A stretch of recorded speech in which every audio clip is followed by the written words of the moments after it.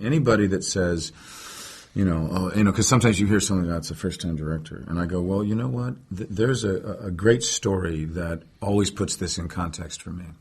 1940-something, young writer at Universal is assigned to direct a film at Warner Brothers. He happens to be the son of a famous actor. And Paul Muni is going to star in this movie, and he is absolutely furious that they've assigned some first-time director who's never done a movie. So he walks off the film, much to the delight of John Huston, who then casts Humphrey Bogart and makes a film called The Maltese Falcon, which was his first movie. What's going on? Look at this. Eric gave me this file before he left. Eric? Dale, and he told me that he couldn't quite figure it out, and the last thing he said to me before the elevator doors closed was, "Be careful." He said be careful? Yeah, so obviously I'm a little curious. I start to get into it a little bit, and I realize that the only thing that he's missed, it's just not good, Will. We've marketed it as sort of a thriller. At times, here last night it played wonderfully as almost an absurdist, comedy at times. But for me, at its heart, which I think is where the comedy comes from, it's a tragedy to a certain extent. And that character that Penn plays, Seth, is, in my mind, what we've done, certainly in the United States, with our the highest education. I was a B student, but these guys and gals are not B students. These are sort of the finest in the United States that we have. These are, we are literally putting the majority of our resources educationally, or the best of our resources, into these minds. And these firms, come to those schools, every one of them, with a pitch, a very, very, very, convincing argument about financial security and what they can offer. And people are lured into that. And as they, if you were in that position, having worked your whole life to put yourself, into Harvard graduate school or, an amazing MBA program somewhere, it's a convincing argument. But, my argument is, those people, or the majority of those people, need to be out sort of making something to a certain extent. And, the industry certainly, in my humble opinion, grew too large. And I think we learned that, but we need to, continue to be aware of it, because it's happening again, today. You're all still here for a reason. 80% of this floor was just sent home forever. We spent the last hour saying our goodbyes. They were good people, and they were good at their jobs, but you were better. Now they're gone. They're not to be thought of again. This is your opportunity.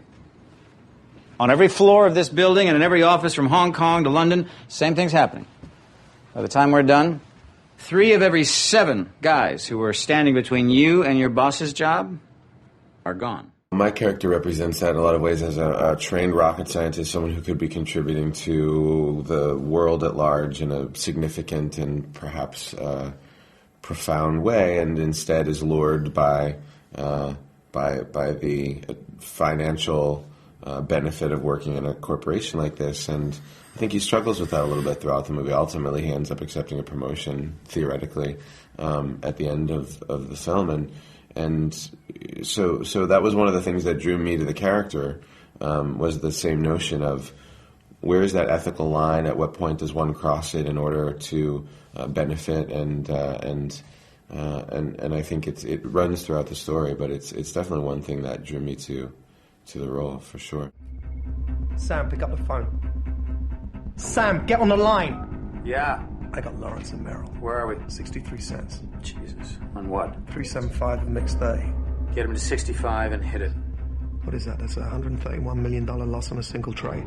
I understand. The instincts for mastery and survival of the fittest, and the world is an unfair, unbalanced place, and so there will always be,